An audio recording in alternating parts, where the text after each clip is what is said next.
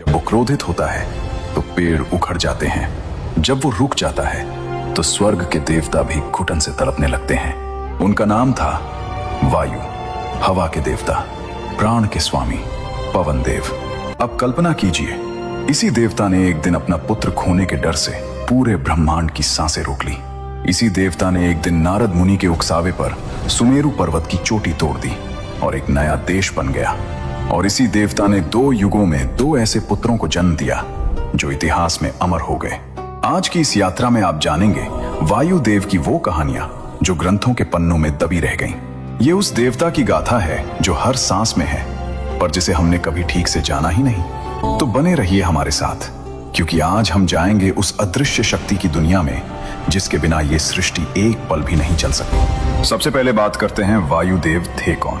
हमारे पुराणों में, खासकर ऋग्वेद, रामायण, महाभारत, विष्णु पुराण और वायु पुराण में वायुदेव का विशेष स्थान है। ऋग्वेद में, जो हिंदू धर्म का सबसे पुराना ग्रंथ है, वायुदेव को वायवीय देवताओं में सर्वप्रथम माना गया है। वो हवा मात्र नहीं है, वो प्राण शक्ति के देवता है। जो सांस आप इस वक्त ले रहे हैं वो उन्हीं की कृपा है। वायुदेव के बारे में एक अद्भुत बात है, वो विश्व पुरुष भगवान विष्णु की श्वास से उत्पन्न हुए। ऋग्वेद में लिखा है, जब भगवान विष्णु ने सांस ली तब वायुदेव का जन्म हुआ। सोचिए, जो देवता खुद परमात्मा की सांस से बने हों, उनकी शक्ति का अंदाजा लगाइए। वायुदेव को अलग अलग नामों से जाना जाता है। वायु, वायुमंडल के स्वामी। पवन, पवित्र करने वाले। मारुत, तूफान के रूप में प्रकट होने वाले। अनिल, जो कभी रुकते नहीं। प्राणदेव, क्योंकि वो प्राण के आधार हैं। शास्त्रों में उनका स्वरूप अत्यंत दीप्तिमान बताया गया है। उनके 1000 नेत्र हैं। एक अद्भुत प्रकाशमान रथ पर वो विराजमान होते हैं और उस रथ को 1000 घोड़े खींचते हैं। उनका हथियार है ध्वज और उनका निवास है गंधावती नगरी। मत्स्य पुराण में उन्हें कृष्ण मृग यानी काले हिरण पर सवार बताया गया है, क्योंकि हिरण की चपलता और गति उनकी शक्ति से मेल खाती है। वायुदेव को 3 रूपों में समझा जाता है। पहला, मंद समीर, जो सुबह धीरे धीरे बहती है। दूसरा, वर्षाकारी वायु, जो बादलों को लाती है। और तीसरा, झंझावात, जो तूफान के रूप में प्रकट होती है। यही 3 रूप उनके 3 मिजाजों को दर्शाते हैं, कोमल, करुणामय और क्रोधी। दोस्तों, यहाँ एक दिलचस्प बात है। वेदों में इंद्र और वायु का संबंध बहुत गहरा बताया गया है। दोनों एक ही रथ में बैठते हैं, क्योंकि बिजली और हवा वर्षा के समय हमेशा साथ आते हैं। लेकिन एक फर्क भी है, इंद्र का पद बदलता रहता है। हर मनवंतर में नया इंद्र आता है, पर वायुदेव का पद शाश्वत है। वो हर युग में, हर काल में एक ही है, और शायद इसीलिए उनकी शक्ति इंद्र से भी किसी मायने में गहरी है। यही था वायुदेव का असली रहस्य। वो दिखते नहीं, पर जब चाहें सब दिखा सकते हैं। लेकिन उनकी शक्ति का असली प्रमाण मिलता है उनकी कथाओं में। तो शुरू करते हैं पहली कथा से, वो कथा जिसने 2 युगों में 2 महावीरों को जन्म दिया। ये कहानी है त्रेता युग की, उस युग की जब अयोध्या सोने की नगरी थी, जहां हर गली में उत्सव था, हर घर में खुशहाली थी, हर प्रजाजन अपने राजा से प्रेम करता था।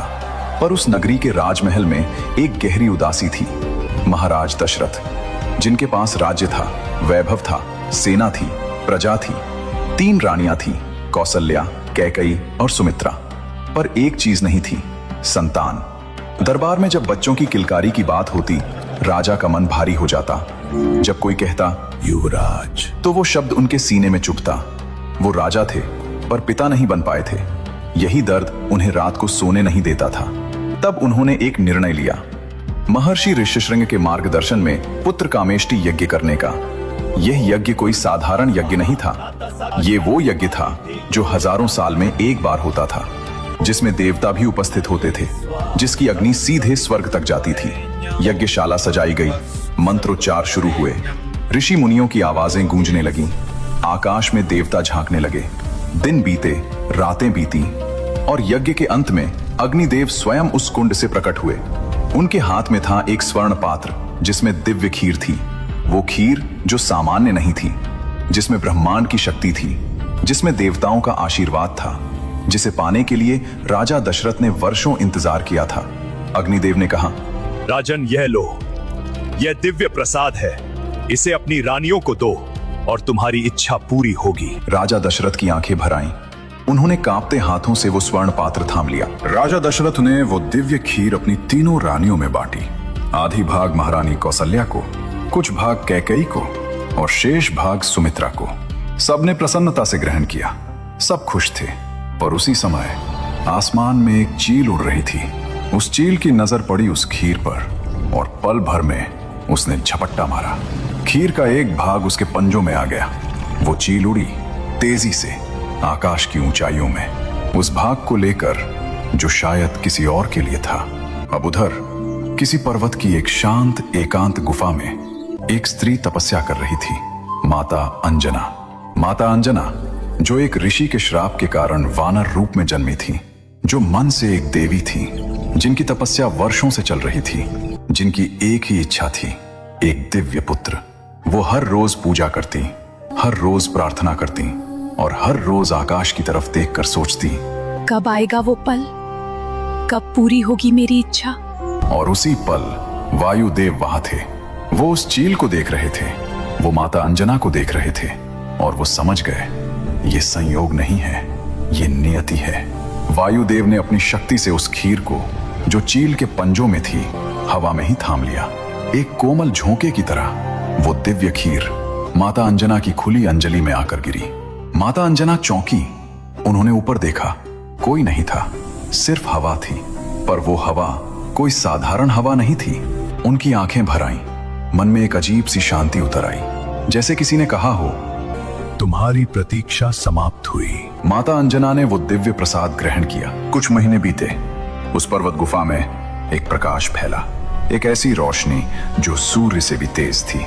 और उस प्रकाश में एक बालक का जन्म हुआ, जिसकी पहली सांस के साथ पहाड़ हिल गए, जिसकी पहली गर्जना से आकाश गूंज उठा, जिसके जन्म की खबर सुनकर देवताओं ने स्वर्ग से फूल बरसाए। बजरंगबली, हनुमान, पवन पुत्र। देवताओं ने उन्हें अशेष वरदान दिए। सूर्यदेव ने कहा, यह बालक असाधारण है। इंद्र ने कहा, यह अजेय होगा। ब्रह्मदेव ने कहा, यह अमर होगा। पर वायुदेव वो बस देखते रहे, उस बालक को, अपने पुत्र को, जिसे उन्होंने कभी जन्म नहीं दिया, पर जिसके लिए वो हर पल थे। इसीलिए उन्हें पवन पुत्र कहते हैं। द्वापर युग, वो युग जब धरती पर महान राजाओं का राज था। हस्तिनापुर, जो उस समय का सबसे शक्तिशाली राज्य था, और उस राज्य के राजा थे पांडु। पांडु जो वीर थे, धर्मात्मा थे, न्यायप्रिय थे। और उनके जीवन में एक ऐसा मोड़ आया जिसने सब कुछ बदल दिया। एक दिन जंगल में शिकार के समय उन्होंने 2 हिरण को तीर मारा। पर वो हिरण साधारण नहीं था, वो वास्तव में ऋषि किंदम और उनकी पत्नी थे, जो मृग रूप में थे। और उन्होंने मरते मरते पांडु को श्राप दिया, जिस क्षण तुम अपनी पत्नी के पास जाओगे, उसी क्षण तुम्हारी मृत्यु हो जाएगी। पांडु टूट गए। 2 पत्नियां थीं, कुंती और माद्री, पर वो कभी पिता नहीं बन सकते थे। और बिना उत्तराधिकारी के उनका राज्य, उनका वंश, सब कुछ अधूरा था। तब कुंती ने पांडु को एक बात बताई, वो बात जो उन्होंने कभी किसी को नहीं बताई थी। जब वो छोटी थी, उनके पिता के महल में एक दिन ऋषि दुर्वासा पधारे। दुर्वासा जो अपने कठोर स्वभाव के लिए जाने जाते थे। कुंती ने उनकी पूरे मन से सेवा की, उनकी हर जरूरत का ध्यान रखा। दुर्वासा प्रसन्न हुए और जाते जाते उन्होंने कुंती को एक दिव्य मंत्र दिया। बोले, पुत्री, मैं तुमसे बहुत प्रसन्न हूँ। यह मंत्र लो, जिस देवता का इससे स्मरण करोगी वो तत्काल प्रकट होंगे और तुम्हारी मनोकामना पूरी होगी। कुंती के पास था वो मंत्र, वो दिव्य शक्ति जो अब पांडु के काम आने वाली थी। पांडु ने कुंती से निवेदन किया। पहले कुंती ने धर्मराज यम को बुलाया। युधिष्ठिर का जन्म हुआ, धर्म का पुत्र धर्मराज युधिष्ठिर। पर अब हमें एक ऐसे पुत्र की जरूरत है जो बलशाली हो, जो अजेय हो, जो शत्रुओं के सामने खड़ा होकर धर्म की रक्षा करे।